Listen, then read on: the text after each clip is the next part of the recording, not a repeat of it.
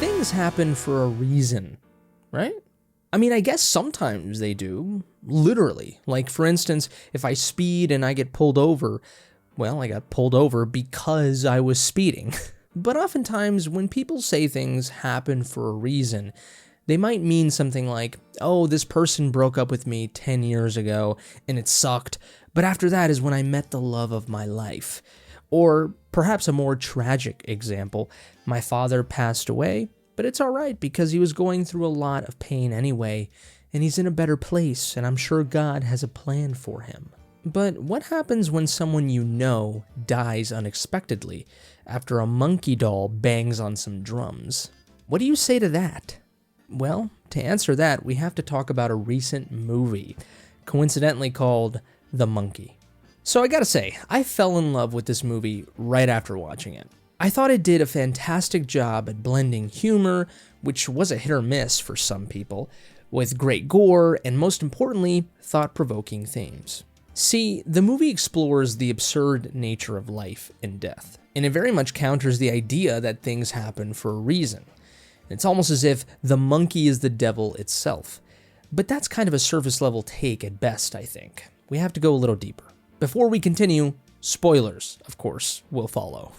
So what I think is so brilliant is how the movie treats death as a punchline, like a joke. Like when the first person dies because of the monkey, we get a stereotypical funeral scene with, the music, and we get some funny dialogue too. Then when subsequent people die, the funeral scene music becomes even more of a joke, and so do the deaths in a way. I think it's really brilliant. Oftentimes, we are conditioned to treat death as only something awful, bad, and sad, which it is, of course, but in art, things can be whatever we want. And in a way, by making death something funny, all of a sudden, even if it's in a small way, perhaps it can serve as catharsis for tragedy in your real life. I also think the humor in death is extended by the humor in the movie itself. It's very dry, at times clever humor that you can miss only because the joke is so dumb that it can escape you. It's not realistic humor, it's very parody-like, almost like an hour-and-a-half long humor Instagram reel or TikTok. Now, all that may sound superficial and not all very interesting, but here's the thing. In all of that lies the movie's ultimate and, dare I say, hopeful message: acceptance.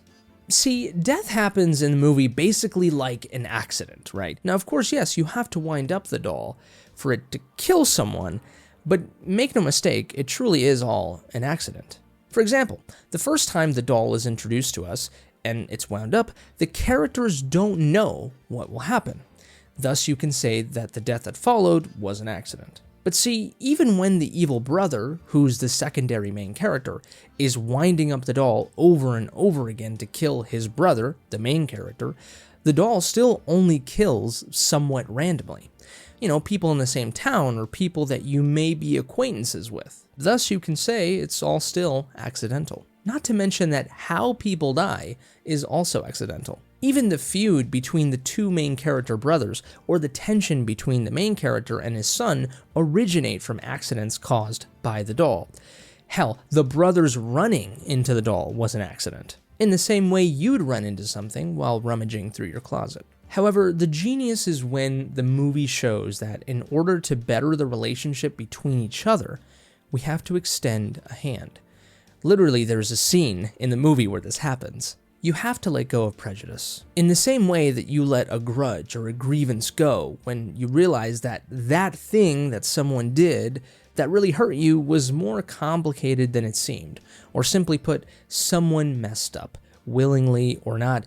You treat it like an accident because, like an accident, sometimes people do things that are more or less out of their control because they're influenced by other things that are out of their control. For example, you get into a car accident and it was technically your fault, but let's say you really needed to go shit, and thus it caused you to speed and you crashed. Or someone yells at you and they did so because they had a bad day. And then you accept why they did it and what happened. And that's what this movie shows us. The whole movie, it seems, the main character is trying to avoid the monkey, tries to even get rid of it, but it finds its way back somehow, whether by divine means or human intervention. But much like his family history, which is referenced in the movie, he can't change it.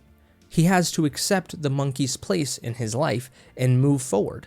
After all, it was his father's. The solution to this chaos that this monkey has caused is just don't wind it up and don't try to get rid of it.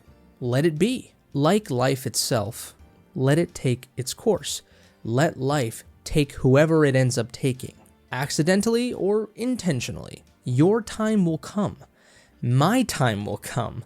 But the less you try to mess with it, the more you can enjoy living, and that includes laughing at inopportune times. Also, I love how the movie never tells us how or why this monkey does what it does. I love it. We don't need to know. In a way, it makes it more interesting. Anyway, I'm gonna go and try to find a replica of this monkey on eBay, if you don't mind. Off you go now.